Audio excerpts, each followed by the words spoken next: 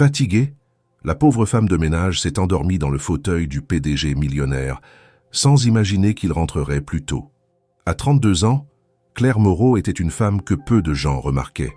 Son uniforme bleu marine, ses cheveux tirés en un chignon pratique et ses gestes précis la rendaient presque invisible au cœur de l'un des immeubles les plus luxueux du quartier d'affaires de la Défense, à Paris. Chaque nuit, tandis que la ville s'endormait ou s'étourdissait sous les néons, elle enfilait ses gants en latex, attrapait sa trousse de nettoyage et montait silencieusement étage après étage. Peu de voix, peu de regards, juste des couloirs vides, des ascenseurs sans écho et l'odeur caractéristique du désinfectant. Claire n'avait pas toujours vécu dans l'ombre. Plus jeune, elle rêvait de devenir bibliothécaire, entourée de livres et de silences choisis. Mais la maladie de sa mère, diagnostiquée quand elle avait à peine 20 ans, avait tout renversé. Depuis, les rêves étaient redevenus secondaires. Elle vivait dans un petit appartement modeste à Argenteuil, en banlieue parisienne, où chaque matin, vers 8 heures, elle posait ses clés sans bruit, retirait ses chaussures pour ne pas réveiller sa mère et s'asseyait quelques minutes avant de s'endormir sans même manger. Malgré l'épuisement, Claire n'était jamais en retard. Jamais. Son arrivée à 22 heures tapante dans le hall vitré du siège de Lefebvre Technologies était presque rituelle. Les agents de sécurité la saluaient d'un léger signe de tête, admiratif sans le dire de sa constance et de sa discrétion. Elle ne posait jamais de questions. Elle n'entrait jamais dans les conversations. Elle nettoyait, avec soin, avec méthode. Chaque nuit, elle effaçait les traces de journées bruyantes, de décisions importantes et de réunions interminables. Puis elle disparaissait, comme si elle n'avait jamais été là. Ce soir-là, pourtant, quelque chose était différent. Le vent s'engouffrait entre les tours, sifflant dans les fissures des fenêtres. Une fatigue plus profonde que d'habitude pesait sur ses épaules. Elle avait passé la journée à l'hôpital, la mère de Claire ayant subi une crise respiratoire soudaine. Elle avait tenu bon, retenant ses larmes, parlant doucement au médecin, puis s'était préparée comme toujours pour sa tournée de nettoyage, mais chaque pas lui semblait plus lourd. Vers 4 heures du matin, après avoir désinfecté les bureaux du département de marketing et vidé les corbeilles du service juridique, Claire monta au dernier étage. Le silence y était encore plus dense, l'étage exécutif, là où même les cadres intermédiaires n'osaient monter sans rendez-vous. Là où travaillait l'homme qu'elle n'avait jamais vu en chair et en os, Julien Lefebvre, fondateur et PDG de l'entreprise. La porte de son bureau était entr'ouverte. Claire y entra prudemment. C'était une pièce immense, baignée de verre et de bois foncé. Tout était parfaitement ordonné, presque froid. Le fauteuil derrière le bureau semblait plus imposant que les autres. Mais ce fut la petite alcôve, près de la baie vitrée, qui attira son regard. Une poltrona en cuir brun profondément enfoncée dans le tapis semblait l'inviter. Elle avait encore 1 heure avant la fin de son service. Ses jambes tremblaient légèrement. « Juste 5 minutes », se dit-elle, juste pour reprendre son souffle. Elle s'assit. Le cuir craqua doucement sous son poids. Le calme de la pièce, la lumière tamisée des lampadaires extérieurs, le ronronnement discret du système de ventilation, tout semblait conspirer pour la retenir. Son regard se perdit dans les lumières de la ville au loin. Elle posa la tête contre le dossier, ferma les yeux. Un battement, puis un autre. Et le sommeil, plus fort que la volonté, l'emporta. Elle ne se souvint même pas d'avoir glissé sur le côté, ni de la manière dont ses bras s'étaient repliés sur sa poitrine. Sa respiration devint régulière. Dans l'une des tours les plus puissantes de France, à l'endroit le plus haut de la hiérarchie, une femme invisible dormait, paisiblement, pour la première fois depuis des semaines. Elle n'entendit pas l'ascenseur s'ouvrir silencieusement, quelques étages plus bas. Elle ne perçut pas les pas feutrés dans le couloir, et quand la lumière du bureau s'alluma brusquement, elle ne bougea pas. Son sommeil était trop profond, trop nécessaire. L'homme qui entra, lui, s'immobilisa sur le seuil. Son regard se posa sur la silhouette recroquevillée dans sa propre poltrona, sa propre forteresse. Il ne dit rien tout de suite. Il observa, et ce qu'il vit, en cet instant précis, changea quelque chose en lui. Mais Claire, elle, ne savait rien encore, ni du regard posé sur elle, ni de l'histoire qui venait de commencer. Le cliquetis du badge magnétique, discret mais parfaitement audible dans le silence du couloir, rompit l'immobilité de l'étage. Il était 5 heures du matin. Julien Lefebvre, pourtant réputé pour ne jamais franchir les portes de son entreprise avant 9 heures précises, venait d'entrer dans son bureau sans prévenir. Il n'avait pas prévenu son assistant personnel. Pas d'agenda, pas d'appel. Juste une insomnie trop lourde. Une nuit passée à tourner dans son appartement du 7e arrondissement, les yeux grands ouverts, comme s'il attendait inconsciemment quelque chose qu'il ne savait pas nommer. Le hall du dernier étage était plongé dans une pénombre apaisante. Le type d'éclairage que les services de sécurité laissaient allumer pour des raisons strictement logistiques. Julien passa la main sur le détecteur, poussant lentement la porte de son bureau, s'attendant à y trouver le vide familier, l'ordre maniaque de ses affaires, les quelques documents qu'il avait laissés en partant plus tôt la veille. Ce qu'il trouva, en revanche, lui coupa net l'élan. Une femme dormait sur sa poltrona. Pas affalée grossièrement, ni abandonnée comme une intruse. Elle était là, recroquevillée, paisible. Les cheveux tirés en arrière laissaient deviner une fatigue ancienne, comme si le sommeil l'avait saisie malgré elle. Julien resta là, debout, stupéfait, sans un mot. Il reconnut immédiatement l'uniforme. Une femme de ménage, l'une de celles qu'il croisait à peine, lorsqu'il travaillait tard. Mais il ne se souvenait pas de son nom, ni de son visage. Elle semblait trop frêle, trop humaine, au milieu de ce décor conçu pour impressionner. Il ne fit aucun bruit. Il aurait pu hausser la voix, la réveiller d'un mot sec, la renvoyer sans ménagement comme beaucoup s'y seraient attendus. Il aurait pu appeler la sécurité, faire un exemple. Mais quelque chose en lui, une tension ancienne, se dénoua légèrement. Il s'approcha lentement, posant son attaché-case sur le bureau sans détourner les yeux de la dormeuse. Elle respirait profondément. Ses paupières tremblaient légèrement. Peut-être rêvait-elle. Quand elle ouvrit enfin les yeux, ce fut d'abord la lumière crue du plafonnier qui la fit sursauter. Puis, la silhouette de l'homme debout, immobile, qui la fixait. Elle se redressa d'un coup, le cœur battant, le regard affolé. Elle bafouilla des excuses, se leva précipitamment, évitant ses yeux. Le sang battait à ses tempes. Elle ne comprenait pas comment elle avait pu s'endormir, comment elle n'avait pas entendu ses pas. Elle s'attendait à une tempête. Mais Julien ne disait rien. Enfin, après un long silence, sa voix s'éleva, posée, presque douce, mais sans aucune familiarité. Il demanda « Vous êtes ici depuis combien de temps ?» Claire, encore haletante, répondit machinalement « Depuis 22 heures, monsieur. Je nettoyais le dernier étage. Je suis désolée, je ne voulais pas... Je suis juste... » Elle s'interrompit, se maudissant intérieurement. Les excuses ne suffiraient pas. Elle allait être licenciée. Il n'avait même pas besoin de lever la voix pour la faire trembler. Mais au lieu de l'humilier, Julien Lefebvre fit un pas de côté et s'assit dans le fauteuil de l'autre côté de la pièce. Il l'observa encore quelques secondes, puis dit « Vous savez que je n'ai pas dormi depuis 3 nuits ?» Claire ne comprit pas tout de suite s'il s'agissait d'une question ou d'une confession. Elle restait debout, confuse, comme figée entre deux mondes. L'homme qu'elle pensait froid, distant, inaccessible, venait de lui adresser une phrase presque intime. Il poursuivit « J'ai quitté ce bureau hier soir vers 21 heures. Quand je suis revenu et que je vous ai vu là, endormi, je crois que j'ai ressenti quelque chose que je n'avais pas éprouvé depuis longtemps. Le silence, le vrai. Le genre de silence qui ne vous agresse pas, qui vous enveloppe. Et c'était vous là, dans cette pièce, qui l'aviez amené. » Claire ne savait pas quoi répondre. Son cerveau cherchait encore le piège, l'humiliation voilée derrière des mots polis. Elle murmura simplement « Je suis désolé, monsieur, ce n'était pas approprié, je n'aurais jamais dû... » Mais Julien leva la main pour l'interrompre. Pas avec autorité, mais avec cette manière calme et calculée qu'il utilisait souvent en réunion lorsqu'il voulait qu'on l'écoute vraiment. « Restez, dit-il. Juste encore 5 minutes. » Elle resta figée, comme si le sol s'était ouvert sous ses pieds. Avait-elle bien entendu? Il ne l'avait pas renvoyée. Il ne lui avait même pas reproché son geste. Il lui demandait de rester, là, assise, dans son fauteuil. Elle hésita.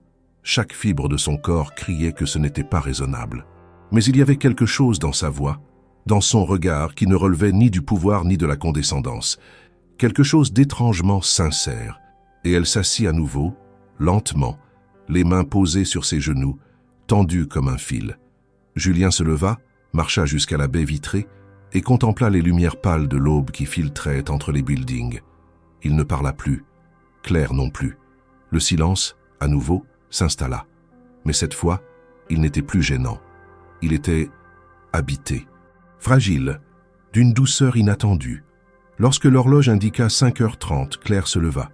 Elle reprit son chariot de nettoyage sans un mot. Mais avant de quitter la pièce, elle se retourna. Julien n'avait pas bougé. Il fixait l'horizon avec cette concentration qui semblait hors du temps. Elle dit doucement « Bonne journée, monsieur Lefebvre » et sortit. Ce qu'elle ignorait, en refermant doucement la porte derrière elle, c'était que cet instant, celui où il avait choisi de ne rien dire, où elle avait choisi de rester, venait de fissurer une routine millimétrée, un quotidien réglé à la seconde près. Et dans cette fissure, quelque chose imperceptiblement commençait à se former. Le lendemain, Claire se rendit à son poste avec une nervosité qu'elle n'avait jamais connue. Depuis qu'elle avait franchi pour la première fois les portes de Lefebvre Technologies, elle n'avait jamais attiré l'attention. Elle se fondait dans le décor, nettoyait dans l'ombre, laissait chaque étage dans un état impeccable et partait avant que la ville ne se réveille. Mais cette nuit-là, le souvenir de Julien Lefebvre debout près de la baie vitrée, lui demandant de rester, occupait toutes ses pensées.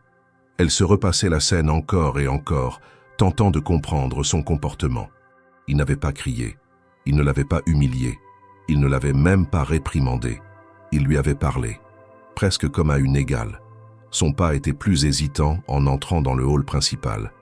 Elle salua d'un hochement de tête le veilleur de nuit, qui lui rendit son salut sans remarquer son trouble. Elle prit l'ascenseur, monta jusqu'au dernier étage comme à son habitude, le chariot glissant silencieusement devant elle. Rien ne semblait avoir changé. Le bureau de Julien était fermé comme toujours. Elle reprit son travail avec un mélange de concentration et de tension, guettant à chaque instant le bruit d'une porte qui s'ouvre, d'un pas inattendu dans le couloir. Mais rien ne vint. Pas cette nuit-là, ni la suivante. Ce fut au 3e jour que tout bascula de nouveau. Elle venait à peine de terminer la salle de conférence, rangeant les chaises autour de la grande table ovale, lorsqu'elle entendit la voix qu'elle redoutait autant qu'elle espérait. « Vous avez toujours la même précision. Même les marques de doigts sur le verre ont disparu. » Elle se retourna vivement. Julien se tenait là, appuyé contre l'encadrement de la porte, vêtu d'un manteau sombre encore mouillé par la bruine de l'aube. Il avait les cheveux en désordre, les traits tirés comme s'il n'avait pas dormi de nouveau, mais son regard était clair, inquisiteur, mais pas dur. Claire serra les mains sur la poignée du balai. Elle aurait voulu disparaître dans le plancher. « Je ne voulais pas. Je pensais que vous ne viendriez plus si tôt. » Julien esquissa un sourire presque imperceptible. « Je n'avais pas prévu de venir non plus. Et pourtant, me voilà. » Il entra dans la salle, s'approcha de la grande table en verre, fit courir ses doigts sur la surface parfaitement propre, puis leva les yeux vers elle. « Ce que je vous ai dit l'autre matin, ce n'était pas un caprice. Il y a quelque chose dans votre présence qui calme ce bureau. C'est étrange à dire, mais c'est comme si le lieu respirait différemment quand vous êtes là. » Claire resta muette, ne sachant si elle devait répondre à un tel aveu. Était-ce une simple politesse? Une manière détournée de la tester? Ou pire, un jeu de pouvoir? Julien poursuivit. « J'ai passé les dernières années à faire de ce lieu un espace totalement contrôlé. Chaque détail, chaque lumière, chaque objet. Mais je crois que j'ai oublié que les lieux ont besoin de vie, pas seulement d'efficacité. Quand je vous ai vu assoupi dans mon fauteuil, je n'ai pas vu une faute. J'ai vu une vérité. Vous étiez là, à votre place, sans calcul, sans intention. Juste présente. » Claire sentit une chaleur étrange lui monter à la gorge. Elle n'était pas habituée à ce genre de discours, encore moins venant d'un homme comme lui. Elle reprit enfin la parole. « Je vous remercie, monsieur, mais je fais juste mon travail. Je ne voulais pas franchir de limite. » Julien hocha lentement la tête. « Et pourtant, vous l'avez fait, et ce n'était pas une erreur. » Il s'assit alors sur l'un des fauteuils de la salle, croisa les bras et la fixa un moment avant de dire quelque chose d'inattendu. « Asseyez-vous, Claire. » Elle hésita. Il venait d'utiliser son prénom. Il n'y avait aucune raison pour qu'il le connaisse. Personne ne l'appelait ainsi ici. Cela la déstabilisa. Mais elle obéit, s'installant en face de lui, droite comme un i, prête à entendre ce qui allait suivre. « J'ai besoin de votre sincérité. Et je vous promets que ce que vous direz ici ne sortira pas de cette pièce. Je veux vous proposer quelque chose. Mais je dois d'abord savoir si vous êtes à l'aise à l'idée de briser un peu votre routine. » Claire fronça les sourcils, méfiante. Il poursuivit. Ce bâtiment, cette entreprise, tout est optimisé pour la performance. Mais moi, je suis en train de m'y étouffer. J'ai perdu le goût de ce que je fais. Les gens autour de moi me parlent chiffres, résultats, stratégies, mais jamais de ce que cela signifie. Et quand je vous ai vu paisible dans ce fauteuil, j'ai compris que même un PDG peut être envahi par le vide. Elle écoutait sans bouger, mais chaque mot la frappait comme une vérité à laquelle elle ne s'attendait pas. Ce que je veux, Claire, c'est que vous continuiez à venir ici. Pas seulement pour nettoyer, je veux que vous restiez de temps en temps, que vous vous asseyiez à nouveau, que vous laissiez cet endroit respirer. Je ne sais pas comment le dire autrement. C'est peut-être fou, mais c'est réel. Elle ouvrit la bouche, puis la referma. Ce n'était pas une proposition d'emploi, ce n'était pas une promotion. C'était quelque chose d'autre, une demande d'humanité crue, désarmante. « Pourquoi moi ?» demanda-t-elle enfin, la voix basse. Julien haussa légèrement les épaules. « Parce que vous ne cherchez rien, vous ne tentez pas de m'impressionner. Et vous êtes honnête, même dans votre silence. » Un long moment s'écoula. Le bruit lointain d'un ascenseur, le ronflement discret d'un chauffage d'appoint, puis Claire se leva doucement. « Je ne suis pas sûre de ce que vous attendez de moi, monsieur Lefebvre, mais si vous avez vraiment besoin que quelqu'un reste ici quelques minutes, alors je peux le faire, à condition que ce soit clair. » Julien se leva à son tour, le regard plus serein. « Ce sera clair, aussi longtemps que vous le souhaiterez. » Et sur ces mots, elle quitta la pièce, le cœur en vrac, l'esprit rempli d'un écho étrange. Ce n'était pas une nuit comme les autres, ce ne serait plus jamais comme avant. Les jours qui suivirent cette conversation improbable marquèrent un tournant discret, mais profond dans la routine de Claire Moreau. Elle poursuivait son travail comme toujours, avec la même rigueur, la même précision, mais quelque chose avait changé. Ce changement ne venait pas de ses gestes, ni de ses horaires. Il venait de cette attente silencieuse qu'elle portait désormais en elle. Une anticipation douce, subtile, presque imperceptible, mais bien réelle. Elle ne savait jamais si Julien Lefebvre allait apparaître ou non. Il n'avait rien promis, ni établi de rituel, mais il venait, de plus en plus souvent, à des heures de plus en plus précoces. Dès la 2e semaine, Julien commença à se présenter vers 4h30 du matin. Il arrivait sans bruit, parfois encore vêtu de son manteau sombre, avec des cernes visibles sous les yeux. Il ne disait rien immédiatement. Il s'asseyait dans un coin du bureau ou de la salle de réunion, observait Claire terminer son travail et n'interrompait jamais son rythme.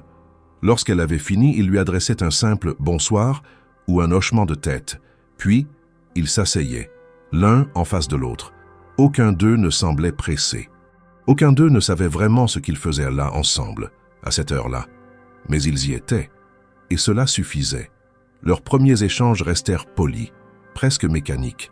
Julien lui parlait parfois des absurdités des réunions de direction, des idées qu'on lui présentait comme révolutionnaires, mais qui ne faisaient que recycler l'ancien sous une nouvelle forme. Claire l'écoutait, opinait, mais parlait peu d'elle-même. Il ne posait pas de questions indiscrètes. Il semblait respecter son silence. Pourtant, peu à peu, les sujets devinrent plus personnels. Un matin, il fit une remarque sur la musique qui passait dans les ascenseurs de l'immeuble. Claire sourit. Elle avoua qu'elle la trouvait insupportable, surtout cette vieille version instrumentale de « Ne me quitte pas », qui revenait en boucle tous les 2 jours.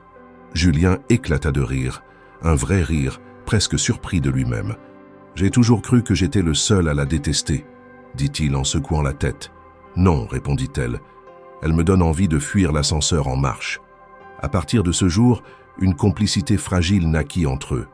Ils commencèrent à évoquer les choses les plus inattendues, les cafés automatiques trop amers, les romans qu'ils avaient lus adolescents, les chansons françaises oubliées que personne n'écoutait plus. Julien parla un matin d'un vieux vinyle de Barbara qu'il avait retrouvé chez sa grand-mère, et Claire, presque émue, répondit qu'elle connaissait chaque mot de « Dis, quand reviendras-tu » Julien la regarda alors plus longuement que d'habitude. Il n'ajouta rien, mais quelque chose dans son expression s'était adouci. Les silences entre eux devinrent moins lourds. Ils n'étaient plus gênants, mais pleins de nuances. Parfois, ils se contentaient d'être là, dans la même pièce, sans rien dire. Il suffisait d'un regard, d'un infime mouvement de tête pour que l'un comprenne ce que l'autre voulait dire.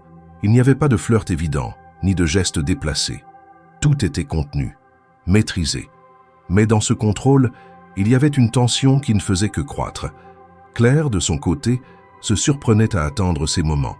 Sa journée tournait autour de cette fenêtre invisible entre 4h et 5h30 du matin où elle devenait autre chose qu'une femme de ménage. Elle ne comprenait pas ce qui se jouait exactement. Elle ne voulait pas se faire d'illusions.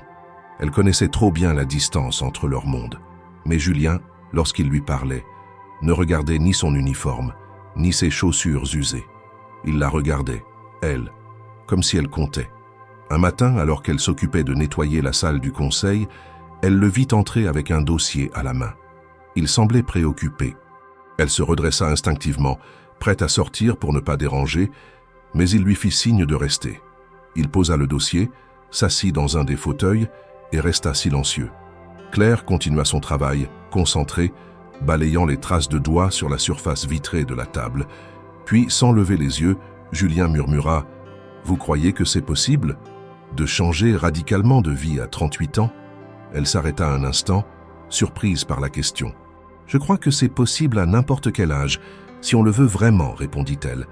Et si on ne sait pas ce qu'on veut, alors il faut commencer par écouter ce qu'on ne veut plus. » Il la regarda longuement, sans rien ajouter. Cette nuit-là, il resta plus longtemps que d'habitude. Lorsqu'il partit, Claire resta seule quelques instants, assise dans le fauteuil qu'il venait de quitter. Elle posa les mains sur la coudoir, ferma les yeux et laissa le silence s'installer.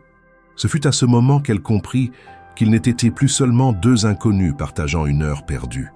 Quelque chose, dans le rythme de leur rencontre, dans le poids de leur silence et la sincérité de leurs mots, avait commencé à prendre forme. Rien n'était encore dit clairement, mais les regards, eux, parlaient. Et ils disaient bien plus que ce que chacun aurait osé formuler à voix haute. Une pluie fine tambourinait doucement contre les grandes vitres du dernier étage lorsque Claire, fidèle à son horaire, entra dans la salle de réunion principale. Elle connaissait chaque recoin de cette pièce, la table ovale impeccable, les fauteuils en cuir soigneusement alignés, les écrans muraux, et même les prises dissimulées sous les panneaux de bois clair. Tout y respirait l'ordre et la précision, reflet parfait de la culture de Lefebvre Technologies. Pourtant, ce matin-là, quelque chose semblait déplacé. Elle s'agenouilla pour ramasser un stylo oublié sous l'un des sièges, et ses yeux furent attirés par un léger interstice au bas d'un meuble de rangement intégré au mur. Une petite trappe, à peine visible, s'était entr'ouverte comme poussée par une main distraite ou une rafale de vent malicieuse. Par curiosité, elle glissa les doigts sous le panneau et découvrit une sorte de compartiment secret, ou du moins un espace rarement ouvert. À l'intérieur, enveloppé dans un vieux tissu de lin, se trouvait un cadre de taille moyenne. Elle hésita, jetant un regard discret vers la porte fermée, puis sortit l'objet avec précaution. En dépliant la toile, elle découvrit un tableau inachevé, une peinture au coup de pinceau délicat mais volontairement interrompue. Ce n'était pas une photographie, ni une œuvre moderne. C'était un portrait doux, presque intimiste, représentant une femme assise, les mains croisées sur les genoux, le regard tourné vers quelque chose hors champ. Le visage n'était pas complètement terminé, mais ce qui était peint suffisait à provoquer un choc silencieux chez Claire. La ressemblance avec elle était troublante. Elle resta figée, le tableau entre les mains, le cœur battant plus vite. Ce n'était pas un simple hasard. Elle reconnaissait la courbe des sourcils, la forme du menton, l'angle du regard. Ce n'était pas exactement elle, mais c'était suffisant pour perturber profondément. Qui avait peint cela? Pourquoi le cacher ici, dans ce lieu si calculé, si parfaitement contrôlé? C'est à ce moment précis que la porte s'ouvrit sans prévenir. Julien entra, l'air concentré, un dossier sous le bras. En relevant les yeux, il s'arrêta net, en voyant Claire avec le tableau entre les mains. Un silence tendu s'abattit instantanément sur la pièce. Elle eut le réflexe de reposer le cadre avec précaution sur la table, comme si elle venait d'être prise en flagrant délit. Il s'avança lentement, posa son dossier sans un mot et contempla la peinture sans la toucher. Claire, mal à l'aise, murmura « Je suis désolée, je ne voulais pas fouiller. » Julien secoua la tête, presque imperceptiblement. « Vous ne l'avez pas volée. Vous l'avez simplement trouvée. Ce n'est pas la même chose. » Il resta debout, les mains dans les poches, le regard perdu dans l'image de la femme partiellement peinte. Un long moment passa. Puis il déclara d'une voix calme mais ferme « Ce n'est pas ce que vous pensez. Claire ne savait pas vraiment ce qu'elle pensait. Elle avait 1000 questions en tête, mais aucune ne trouvait le chemin vers sa bouche. Le ton de Julien était sans agressivité, mais chargé de quelque chose de plus difficile à définir. Une retenue, une douleur peut-être. « Qui est-ce » demanda-t-elle finalement. Julien mit du temps à répondre. Il tira une chaise et s'assit lentement comme si le poids de la réponse l'obligeait à s'ancrer physiquement. « C'est un portrait que j'ai commencé à peindre il y a longtemps, très longtemps, et je ne l'ai jamais terminé. »« Elle vous ressemble » répondit Claire, puis se reprit aussitôt. « Enfin, je veux dire, elle me ressemble. »« Je sais, c'est pour ça que je l'ai cachée. » La confession tomba comme un galet dans l'eau calme. Claire restait debout, droite, sans comprendre le sens profond de ces mots. Julien leva enfin les yeux vers elle, avec un mélange de franchise et de fatigue. « Vous ne comprenez pas, je sais, et je ne peux pas vraiment vous expliquer. Pas maintenant. Ce tableau, ce qu'il représente, c'est lié à une époque que je ne peux pas rouvrir comme un simple dossier d'entreprise. » Il se leva à son tour, s'approcha du tableau et le recouvrit doucement du tissu de lin. Claire suivit ses gestes, presque hypnotisée. Julien n'était plus le PDG distant et méthodique qu'elle avait connu par réputation.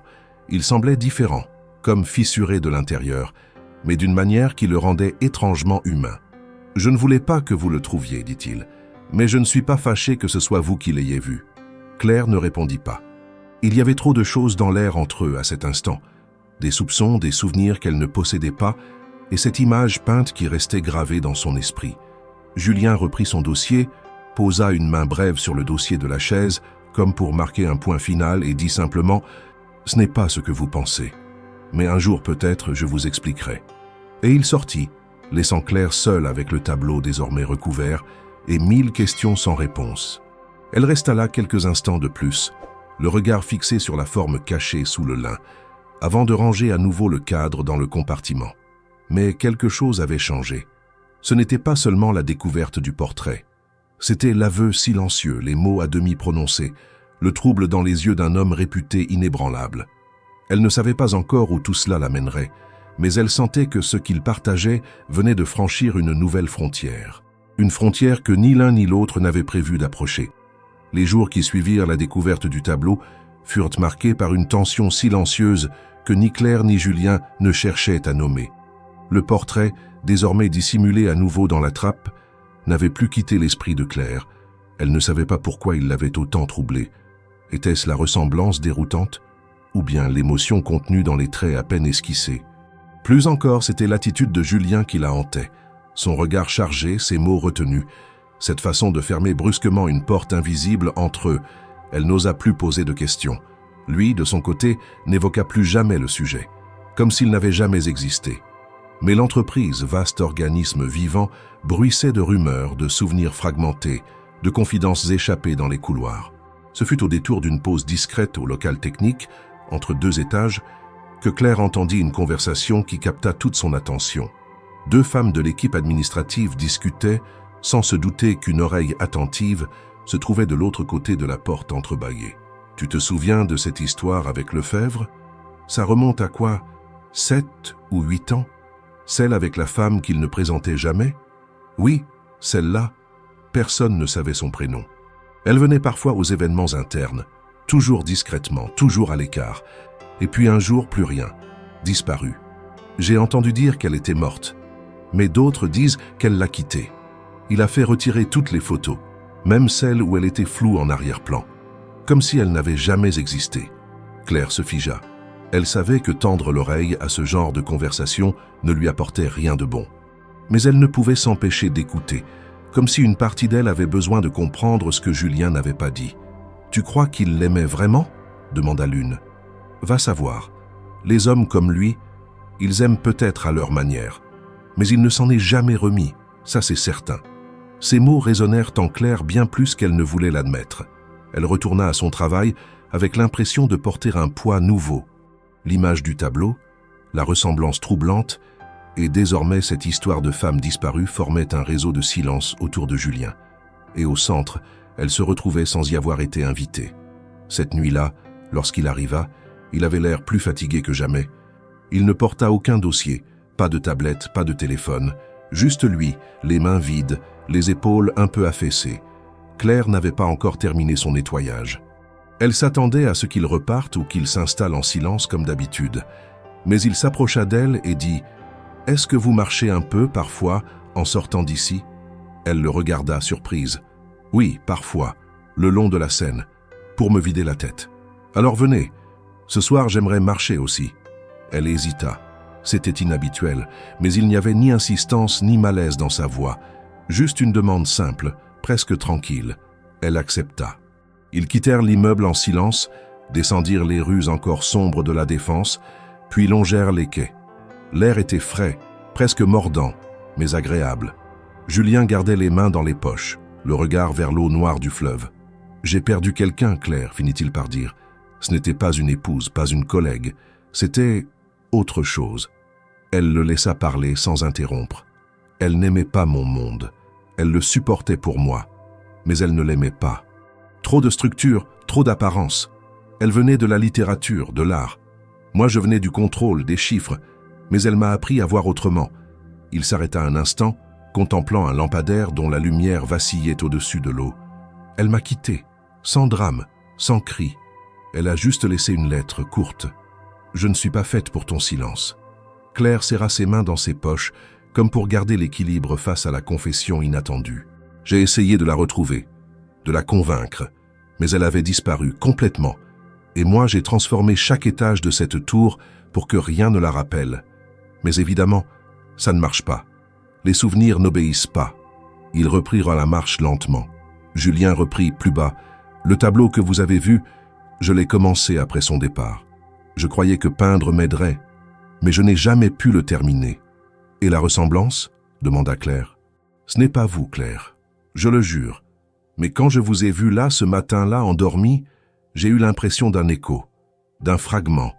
Ce n'était pas elle, mais ce n'était pas non plus une inconnue. C'était une présence apaisante, et j'en avais besoin. Ils s'arrêtèrent près d'un banc. Julien s'y assit, les coudes sur les genoux, le regard au sol. Ce que je ressens maintenant, je ne sais pas le nommer. Ce n'est pas une substitution. Ce n'est pas une nostalgie. C'est autre chose.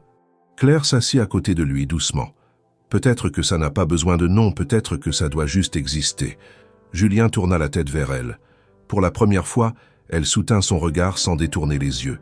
Il n'y avait ni promesse ni attente, juste cette étrange clarté entre deux personnes qui, malgré les silences et les écarts, venaient de franchir une nouvelle limite. Quand ils revinrent à l'immeuble, il était presque 6 heures. Ils n'échangèrent plus un mot. Mais en se quittant, un simple geste, un regard prolongé, un léger signe de tête, remplaça tout ce qu'il n'avait pas encore osé dire. Ce soir-là, Claire arriva au travail sous une pluie battante qui transformait les trottoirs en rivières silencieuses. Les parapluies s'envolaient au vent, les taxis patinaient sur les avenues brillantes et les rares piétons marchaient tête baissée, comme pour échapper à une pluie trop lourde, presque absurde. Elle était trempée jusqu'aux os malgré son imperméable. Ses chaussures laissaient entrer l'eau à chaque pas, et une partie d'elle voulait rentrer chez elle, se glisser sous une couverture chaude et oublier cette nuit glaciale. Mais elle ne se permettait jamais d'abandonner. Elle savait que l'immeuble serait là, vide, exigeant comme toujours, et elle aussi serait là pour l'entretenir, comme chaque nuit depuis des années. À peine arrivée dans le hall, elle sentit que quelque chose n'allait pas. Les agents de sécurité discutaient à voix basse, un air préoccupé sur le visage. L'un d'eux s'approcha d'elle. Il y a eu une infiltration d'eau par les conduites du parking. Plusieurs ascenseurs sont à l'arrêt. On tente de contenir l'inondation, mais certains étages sont partiellement coupés. Claire hocha la tête, déjà résignée. « Je peux passer par les escaliers, » dit-elle. « Vous êtes certaine ? C'est un peu risqué. Je ferai attention. » Elle grimpa les 11 étages un à un, le souffle court, les jambes fatiguées par la montée et le froid. À mesure qu'elle s'approchait des derniers niveaux, le calme habituel du bâtiment semblait plus pesant que jamais. Elle pénétra dans le couloir du dernier étage, les lumières légèrement vacillantes, les murs encore humides par endroits. Dans la salle de repos du personnel exécutif, elle posa son sac, retira ses chaussures trempées et essuya ses cheveux mouillés avec un vieux torchon de cuisine laissé là. C'est alors qu'elle entendit des pas derrière elle. Julien était là, en jean sombre et pull de laine, sans manteau, les cheveux dégoulinant d'eau. Il avait, pour la première fois depuis qu'elle le connaissait, l'air franchement désordonné. Pas négligé, mais humainement bousculé. Il la regarda un instant, puis dit simplement « Vous êtes venu malgré tout. »« Je ne savais pas que c'était interdit sous la pluie », répondit-elle avec un sourire discret. Il haussa un sourcil, amusé malgré lui. « Le système électrique est partiellement hors service. Nous sommes les 2 seules personnes encore ici. Le reste du personnel a été renvoyé. » Claire acquiesça, le regard fatigué mais lucide. « Alors, pour une fois, ce sera une nuit plus silencieuse que d'habitude. » Julien la regarda longuement. Puis, comme si une décision s'était imposée naturellement à lui, il dit « Venez, il faut qu'on évacue l'eau dans une des salles techniques. Mais, d'abord, je crois qu'on mérite un vrai café. Un vrai, pas celui de la machine. » Elle le suivit jusqu'à une petite cuisine réservée au comité exécutif. Là, il fit chauffer de l'eau, ouvrit une boîte de café moulu qu'il gardait personnellement dans un placard en hauteur et prépara 2 tasses avec un soin inattendu. Ils burent en silence, adossés au plan de travail, regardant la pluie frapper les vitres comme si le ciel lui-même se vidait sur Paris. Puis, sans qu'ils s'en rendent compte, la conversation s'engagea. D'abord sur des banalités, le goût du café, les interruptions de courant, l'inondation dans le parking. Mais très vite, leurs voix glissèrent vers d'autres souvenirs. Claire parla de son enfance dans un quartier populaire de Gennevilliers, de son père absent, de sa mère tombée malade trop tôt, de ses rêves d'études avortés pour travailler. Julien, à son tour, raconta ses débuts dans la finance, les années de solitude, les premiers millions gagnés sans vraiment comprendre à quoi ils serviraient. Ils rirent doucement de certaines coïncidences, des hasards absurdes de la vie. Il confessa ne pas savoir cuisiner autre chose que des œufs brouillés. Elle avoua avoir un talent insoupçonné pour les imitations de voix. Il la défia de lui montrer. Elle le fit. Il éclata de rire. Un vrai rire, profond, relâché, qui brisa la distance entre eux plus sûrement que n'importe quelle confidence. Vers 3 heures du matin, ils décidèrent de dîner, ou plutôt de bricoler quelque chose avec ce qu'ils avaient trouvé dans le frigo du personnel. 2 morceaux de fromage, un reste de quiche, quelques fruits, du pain sec qu'ils réchauffèrent. Ils mangèrent à même la table de réunion, avec des serviettes en papier, les pieds nus de Claire posés sur le bord du fauteuil, les chaussettes de Julien accrochées à une chaise pour sécher. Le temps s'était suspendu. La pluie dehors continuait, battante, mais ils n'y prêtaient plus attention. Ils parlaient, ils écoutaient, ils se découvraient, sans chercher à impressionner, sans rien projeter. Claire lui dit ce qu'elle ne disait à personne, la peur de finir sa vie invisible, l'angoisse de ne jamais être vue autrement qu'à travers son uniforme.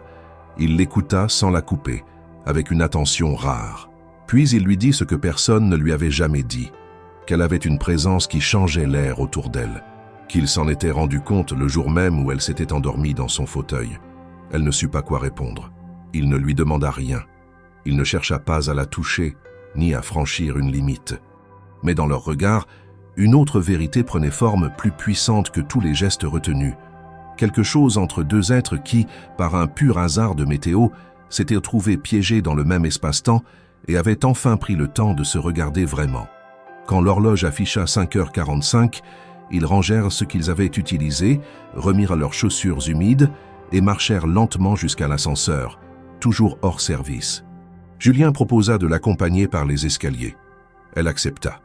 Une fois au rez-de-chaussée, ils se retrouvèrent devant les grandes portes vitrées du hall désert. Claire posa la main sur la poignée, mais n'ouvrit pas tout de suite. « C'était une nuit étrange, dit-elle. »« C'était une nuit vraie, répondit-il. » Elle tourna la tête vers lui, surprise de la formulation. Il sourit. Pas un sourire de circonstance. Un sourire qui disait qu'il avait compris ce qu'elle n'avait pas dit. Elle sortit, la pluie s'étant calmée, et marcha dans la ville encore endormie. Pour la première fois depuis longtemps, elle n'était pas pressée de rentrer. Le retour à la routine fut plus difficile que Claire ne l'avait anticipé. Après cette nuit suspendue dans le temps, rythmée par la pluie, le rire et une intimité inattendue, les jours suivants parurent étrangement fades.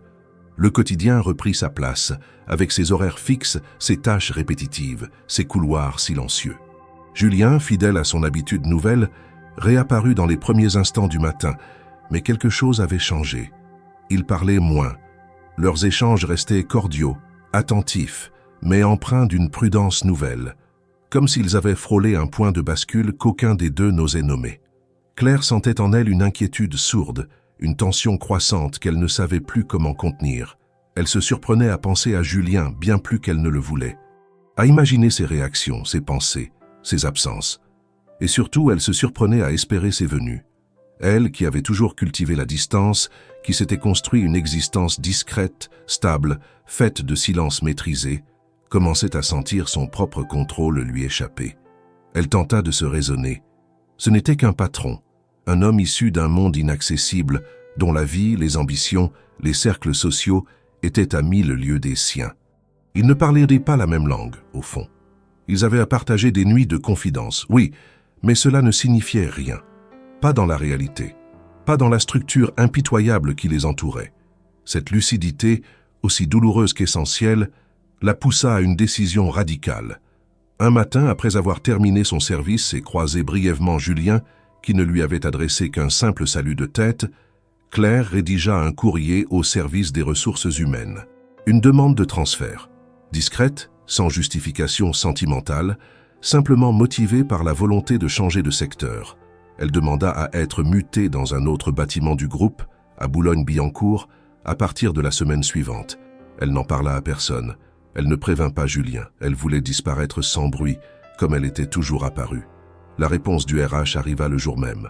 Demande acceptée. Claire ressentit un mélange de soulagement et de vide. C'était la bonne chose à faire. Elle se répétait cette phrase comme un mantra. Il fallait couper court à cette proximité confuse. Il ne s'était rien passé entre eux, mais quelque chose grandissait, et cela suffisait à tout troubler. Les derniers jours à la Défense furent marqués par une étrange sérénité. Julien ne sembla pas remarquer le changement, ou peut-être le sentait-il, sans oser poser de questions. Claire, elle, se concentrait sur ses tâches, saluait poliment, évitait les regards trop longs. Jusqu'au dernier jour. Ce matin-là, elle arriva plus tôt, comme pour dire au revoir au lieu avant qu'ils ne reprennent leur anonymat. Elle nettoya les bureaux méthodiquement, sans hâte. Lorsqu'elle entra une dernière fois dans le bureau de Julien, il était vide. La lumière du matin filtrait à travers les stores à moitié ouverts. Elle s'avança, observa la pièce, s'attarda sur la chaise où elle s'était assise tant de fois, sur le fauteuil où elle s'était endormie la toute première fois, sur la table où ils avaient partagé un repas improvisé. Puis, elle se tourna vers la porte. Julien était là. Il se tenait dans l'embrasure, silencieux. Il portait une chemise claire, sans veste, et son regard était plus dur que d'habitude. Pas froid, mais chargé. « Alors c'est vrai, dit-il simplement. » Claire, prise de court, resta muette. « J'ai vu la note du RH, vous partez. » Sans rien dire. Elle baissa les yeux. « Je ne voulais pas créer de gêne, ni de malentendus. Vous croyez vraiment que partir sans un mot, c'est la meilleure façon d'éviter les malentendus ?» Elle soupira. « Ce n'est pas contre vous. J'ai juste besoin de distance. »« Vous avez peur, Claire ?»« Oui. » Le mot tomba, sec, honnête, implacable. Julien s'approcha de quelques pas, sans agressivité. « Et moi, vous pensez que je ne ressens rien ? Que je peux ignorer ce que vous représentez ici ? Que je peux faire comme si ces dernières semaines n'avaient pas existé ? Vous pouvez, répondit-elle, parce que vous avez l'habitude de compartimenter, de ranger chaque émotion dans une boîte fermée à clé. Moi, je ne sais pas faire ça. » Il s'arrêta à 2 mètres d'elle. La tension était palpable, mais contenue. Vous pensez vraiment qu'en changeant de bâtiment, vous allez vous libérer de ce que vous ressentez ? Je pense que j'essaie de préserver quelque chose de moi. Julien acquiesça lentement. Très bien, mais vous méritez au moins une vérité. Une seule phrase. Il s'approcha encore, sans la toucher, et dit simplement « Vous pensez fuir une confusion. Mais ce que vous fuyez, c'est la première fois où vous êtes vraiment apparu dans la vie de quelqu'un. » Claire sentit son cœur se serrer. Elle ne répondit pas. Elle attrapa son chariot de nettoyage, s'apprêta à quitter la pièce. Avant de passer la porte, elle se retourna une dernière fois. « Au revoir, monsieur Lefebvre. »« Non, Claire, ce n'est pas un au revoir. Ce n'est jamais aussi simple. » Elle ne chercha pas à comprendre ce qu'il voulait dire. Elle partit.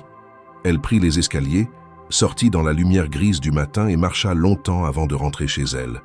Cette fois, la ville lui sembla immense, trop grande pour contenir tout ce qu'elle venait de laisser derrière elle. Le nouveau bâtiment, situé à Boulogne-Billancourt, n'avait rien du prestige froid de la tour de la Défense. Les bureaux étaient plus modestes, les couloirs moins impersonnels, les silences moins pesants. Claire s'y adapta vite, fidèle à son caractère discret et méthodique. Elle entama son nouveau rythme avec la même ponctualité qu'avant, saluant brièvement le personnel, observant les habitudes de chacun, apprenant les angles morts de l'architecture. Mais malgré tous ses efforts pour s'ancrer dans cette nouvelle réalité, un vide la suivait comme une ombre. Chaque nuit, elle montait les étages, s'occupait des salles, vérifiait les poignées, nettoyait les vitres, mais son esprit vagabondait. Il suffisait d'un éclat de voix grave derrière une porte, d'un parfum familier dans un ascenseur ou d'un fauteuil en cuir un peu trop confortable pour que la mémoire la trahisse. Julien Lefebvre était resté dans ses pensées. Non pas comme un amour interdit, ni comme un rêve brisé, mais comme une présence qui continuait d'exister, silencieuse, quelque part entre regret et gratitude. Elle ne chercha pas à avoir de ses nouvelles. Elle n'osa pas interroger ses anciens collègues. Elle voulait croire qu'elle avait tourné la page, qu'elle avait fait ce qu'il fallait. Et pourtant, quelque chose résistait, une sensation sourde, comme si un détail lui échappait. Ce détail surgit un jeudi matin.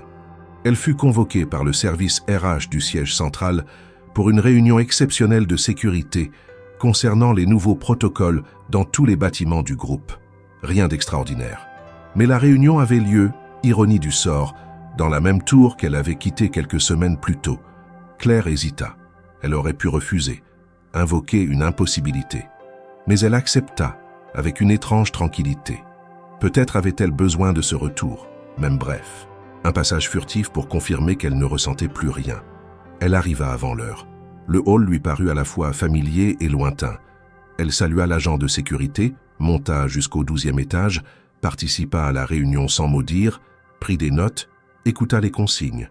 À la fin, on lui proposa de visiter les nouveaux équipements installés au dernier étage. Elle hésita, puis suivit le groupe. Le bureau de Julien n'était pas sur l'itinéraire officiel. Mais Claire savait que personne ne l'empêcherait d'y entrer. L'étage était désert à cette heure. Elle demanda à s'éloigner quelques minutes sous prétexte de vérifier une zone technique. Et elle marcha, lentement, jusqu'à cette porte si bien connue. Elle n'était pas verrouillée. Elle entra. Tout était en ordre, trop en ordre peut-être. Le bureau n'avait pas changé, les livres, les cadres, les stores mi-clos, la lumière douce qui entrait par la vitre. Elle avança, effleura du bout des doigts le coin du bureau, regarda la chaise vide derrière laquelle Julien se tenait souvent debout. Elle fit quelques pas vers la bibliothèque. Un classeur était entrouvert. Elle voulut le refermer. Mais son regard fut attiré par une enveloppe déposée seule, sans nom visible, simplement posée là, face contre le bois. Elle hésita, puis la retourna. Son prénom y était inscrit, d'une écriture fine, penchée, qu'elle n'avait jamais vue jusque-là mais qu'elle reconnut immédiatement. Elle resta là quelques secondes, à fixer son nom. Puis elle ouvrit l'enveloppe. La lettre était courte, mais dense. « Claire, je n'ai pas trouvé les mots pendant que vous étiez encore là. Peut-être parce que je ne savais pas lesquels seraient à la hauteur. Peut-être parce que j'ai toujours su mieux diriger des entreprises que regarder les gens dans les yeux quand il fallait dire l'essentiel. Vous avez laissé un vide dans ce bureau. Pas un vide bruyant, mais un silence qui m'accompagne chaque matin. Vous êtes entré dans ma vie comme on entre dans une pièce oubliée depuis longtemps, doucement, sans faire de bruit. Et pourtant, tout a changé. Je n'étais pas prêt quand vous êtes apparu, pas prêt à ce que quelque chose soit vrai, pas prêt à sentir que mon monde, si bien rangé, avait besoin d'un désordre humain. Mais maintenant, je n'ai plus de doute. Je n'attends rien. Je ne réclame rien. Je voulais juste que vous sachiez. Julien. Claire relut la lettre 3 fois. Elle sentit un souffle court dans sa poitrine. Ce n'était pas une déclaration romantique. Ce n'était pas une demande. C'était un aveu nu, sincère, sans détour. Et cela lui serra le cœur. Car elle savait qu'au fond d'elle, elle avait attendu cette lettre, même sans se l'avouer. Mais à présent qu'elle l'avait entre les mains, elle ne savait pas quoi en faire. Elle la replia avec soin, la remit dans son enveloppe et la glissa dans son sac. Elle sortit du bureau comme elle y était entrée, en silence. Elle croisa 2 collègues dans l'ascenseur, mais ne dit rien. Elle descendit les marches du hall, sortit dans la rue, sentit l'air frais de Paris sur son visage. Pendant tout le trajet du retour, elle resta absorbée. Une part d'elle brûlait de répondre. Une autre, plus ancienne, lui disait de se taire. Elle rentra chez elle, s'assit sur le canapé, relut encore une fois la lettre, puis Sans un mot, elle la rangea dans une boîte en carton sous un tas de papiers personnels. Ce soir-là, elle ne dormit presque pas. Le lendemain, elle reprit le travail comme si de rien n'était. Mais dans ses gestes, dans son regard, quelque chose avait changé. Non pas un espoir, mais une attente différente. Car même si elle n'avait pas encore répondu à Julien, elle savait désormais que le silence n'était plus une frontière. Il était devenu une invitation. Le rythme de Claire reprit sa cadence régulière, mais tout en elle était désaccordé. La lettre de Julien, soigneusement rangée dans une boîte au fond de son placard, revenait à sa mémoire à chaque détour du quotidien.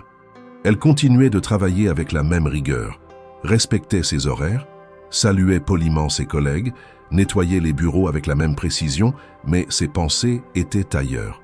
Chaque nuit, quand elle rentrait, elle s'asseyait quelques minutes face à cette boîte fermée, se demandant si elle devait l'ouvrir encore, si elle devait écrire une réponse, ou si le silence restait sa meilleure protection. Elle n'avait parlé à personne de la lettre. Pas à sa mère, dont la santé se stabilisait. Pas à ses collègues. Pas même à elle-même dans ses monologues intérieurs qui l'avaient si souvent aidée à mettre de l'ordre dans ses émotions. Ce qu'elle ressentait ne trouvait pas de nom clair. Ce n'était pas de la peur ni du rejet. C'était une sorte de suspens, un moment suspendu, comme une respiration retenue trop longtemps. Elle n'arrivait ni à rompre le fil, ni à le remonter. Julien, de son côté, était devenu un sujet d'absence. Les rares collègues encore en contact avec le siège central évoquaient une atmosphère étrange autour de lui. Moins de réunions en présentiel, une distance marquée avec ses associés, une réorganisation silencieuse de ses apparitions. Il continuait à diriger, à trancher, à décider, mais il ne parlait plus aux gens comme avant. Les couloirs de la Défense, autrefois animés par sa présence, s'étaient tus. Il ne passait plus le matin. Il évitait le dernier étage quand il le pouvait. Ceux qui le connaissaient disaient que son regard avait changé. Toujours perçant, toujours lucide, mais désormais chargé d'une fatigue invisible. Claire imaginait ces couloirs qu'elle avait tant nettoyés, désormais habités par un homme qui ne savait plus à quoi se raccrocher. Elle ne cherchait pas à se donner de l'importance dans cette absence. Elle savait que Julien portait ses propres silences, ses blessures enfouies. Mais quelque part, elle sentait qu'elle en faisait partie, qu'elle avait laissé une empreinte là où elle ne voulait pas en laisser. Un soir, en rentrant chez elle, elle reçut un appel du siège. Une voix administrative, polie, lui annonça que ses anciens dossiers de sécurité nécessitaient une mise à jour et que, si elle le souhaitait, elle pouvait passer les récupérer en personne ou autoriser qu'on les lui envoie. Elle demanda qu'on les lui prépare et dit qu'elle passerait elle-même. Un prétexte sans doute, mais elle ne pouvait pas s'en empêcher. Le jour venu, elle se rendit au siège plus tard que prévu, espérant éviter les regards. Elle monta jusqu'à l'accueil administratif, signa les documents, reçut une enveloppe scellée. Elle n'avait pas prévu de rester. Elle descendit par les escaliers, mais en passant par le 5e étage, ses pas ralentirent. Elle s'arrêta, juste un instant. Elle savait que c'était absurde, qu'elle n'avait rien à y faire. Et pourtant, elle se retrouva devant la porte vitrée du bureau de Julien, fermée. Mais à travers le verre, elle le vit, assis à son bureau, seul, la tête entre les mains. Il n'avait pas bougé. Il ne regardait aucun écran. Il semblait simplement figé. Elle ne frappa pas. Elle ne fit rien. Elle resta là une poignée de secondes, puis s'éloigna. Ce soir-là, en rentrant chez elle, elle ouvrit la boîte, relut la lettre, puis, sans s'en rendre compte, prit un cahier vierge, un stylo et écrivit quelques mots. Pas une réponse, pas une déclaration, juste une pensée simple. Le silence n'efface rien, il attend. Elle ne l'envoya pas, elle ne signa même pas. Mais elle sentit que quelque chose en elle avait bougé.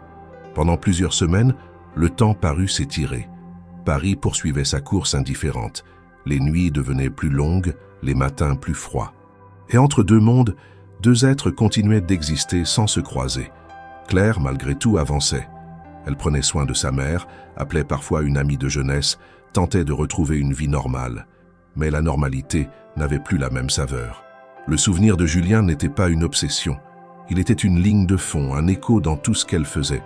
Elle ne l'attendait pas. Elle ne l'idéalisait pas. Elle constatait simplement qu'il restait là. Julien, quant à lui, ne fit aucune tentative de contact.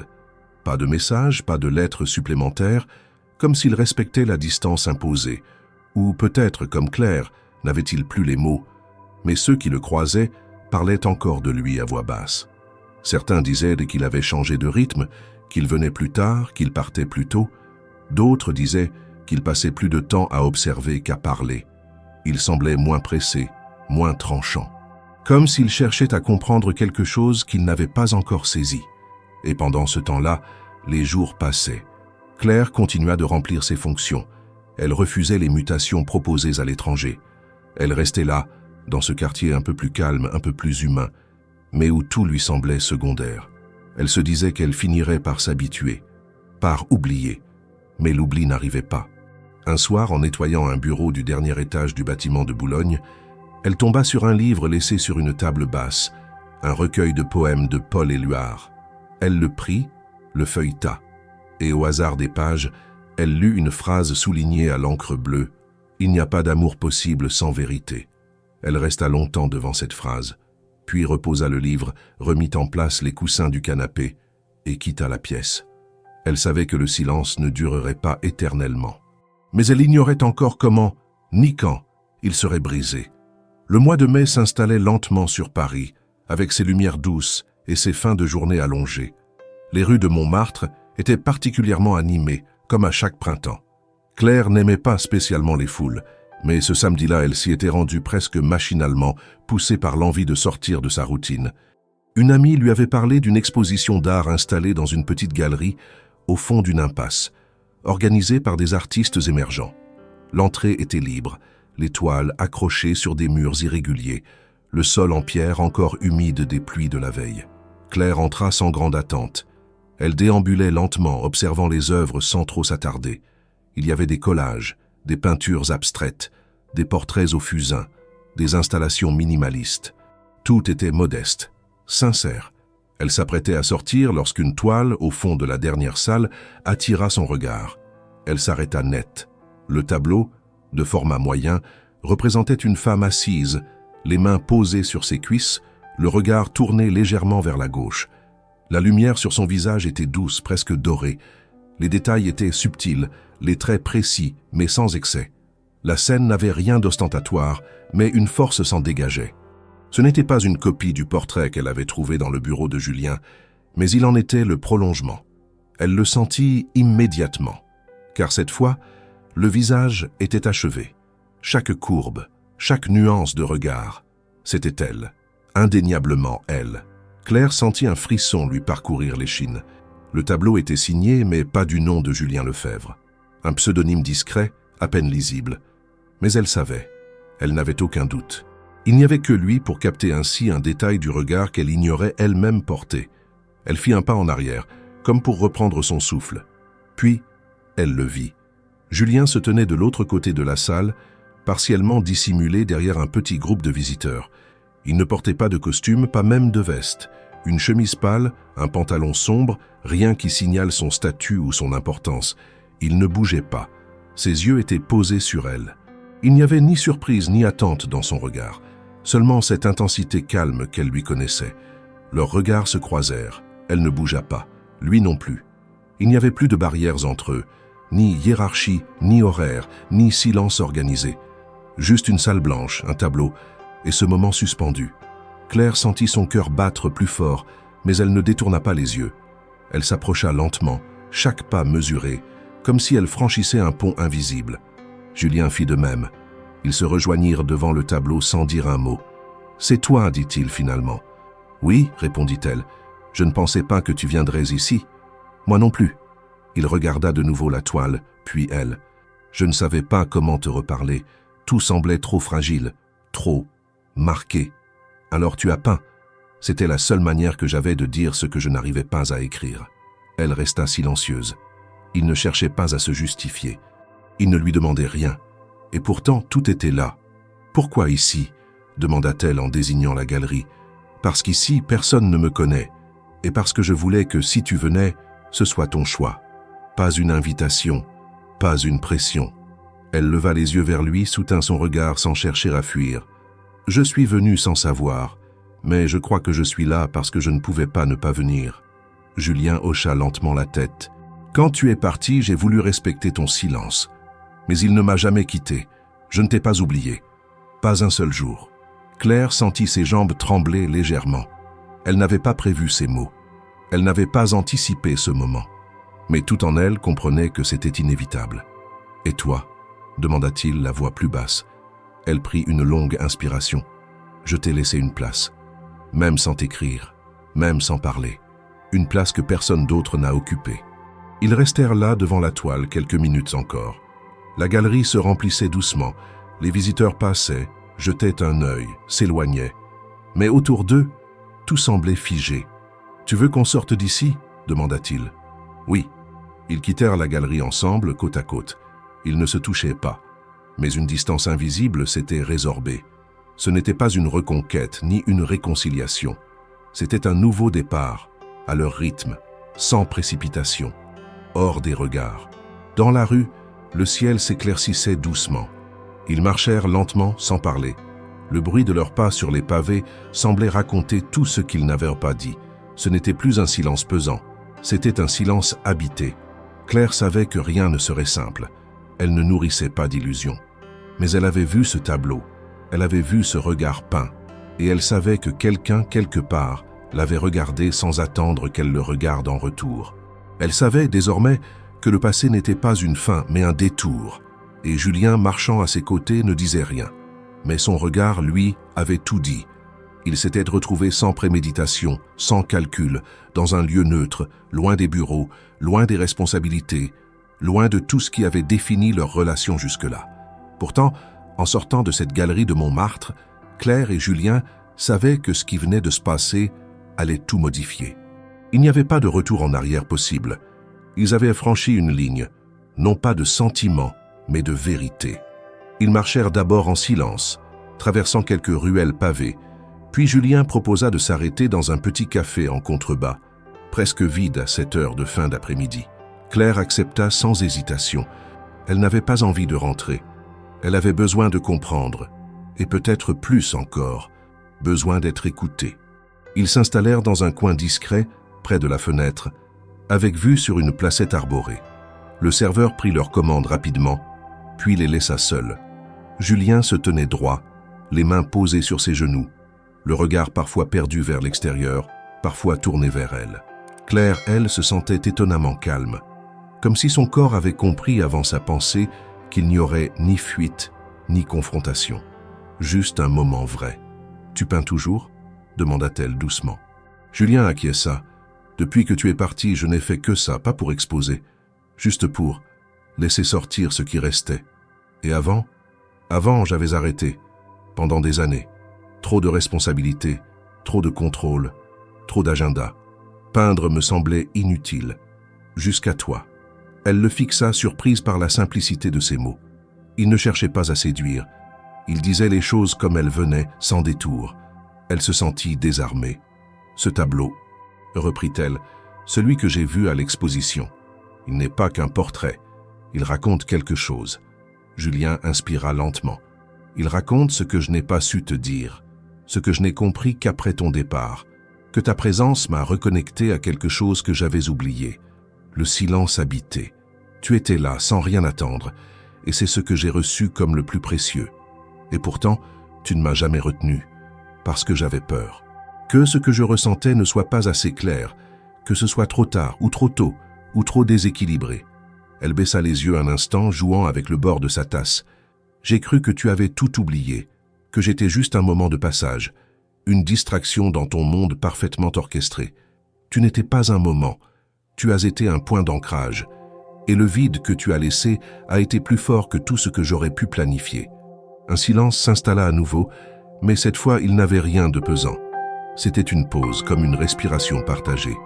Claire leva enfin les yeux et ses mots vinrent sans effort. « Je ne t'ai jamais répondu, à la lettre, parce que je ne savais pas si ce que je ressentais était de la reconnaissance, de l'attachement, ou juste le besoin d'avoir enfin été vu. » Julien hocha la tête. « Je ne t'ai jamais demandé de réponse.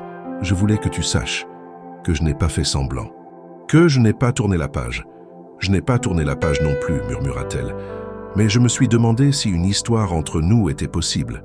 Si ce n'était pas trop. Improbable. » Julien esquissa un sourire triste. « Probable ou non, ce n'est pas ce qui compte. Ce qui compte, c'est que chaque fois que je ferme les yeux, ce n'est pas une autre femme que je vois. Ce n'est pas un souvenir. C'est toi. Là, vivante, actuelle, précise. Claire sentit ses défenses se fissurer. Elle prit une gorgée de café puis posa la tasse, les mains jointes. « Je ne suis pas une femme de ton monde, Julien. Je ne suis pas à l'aise avec les codes, les cocktails, les grandes décisions. Je ne sais pas me faire petite dans les réceptions, ni parler pour ne rien dire. Et c'est exactement pour ça que je reviens vers toi. » Elle le regarda, immobile. Il ne souriait plus. Il était grave, pleinement présent. « Je n'ai pas besoin d'une femme qui me renforce dans ce que je suis déjà. J'ai besoin de quelqu'un qui me rappelle que je suis aussi autre chose qu'un patron, qu'un nom sur une porte. Avec toi, je ne suis ni supérieur, ni décideur. Je suis juste un homme qui te regarde et qui veut apprendre à exister à côté, pas au-dessus. » Les yeux de Claire se remplirent d'une émotion contenue. Elle respira profondément, puis laissa tomber la dernière barrière. Alors, il faudra tout réapprendre, sans précipiter, sans rôle à jouer. Oui, lentement, ensemble. Ils restèrent encore un moment dans le café, à parler, à sourire parfois, à se taire sans malaise. Le jour commençait à décliner. La lumière à travers les vitres dessinait des ombres douces sur leurs visages. À l'extérieur, les passants défilaient, insouciants, ignorants de ce qui se jouait là, dans ce petit coin tranquille. Lorsque Julien proposa de la raccompagner, Claire accepta sans réfléchir. Ils marchèrent côte à côte, sans se frôler. Mais à l'angle d'une ruelle, elle glissa sa main dans la sienne. Un geste simple, sans solennité, mais infiniment clair. Julien la serra doucement, comme on tient quelque chose qu'on a longtemps cru perdu.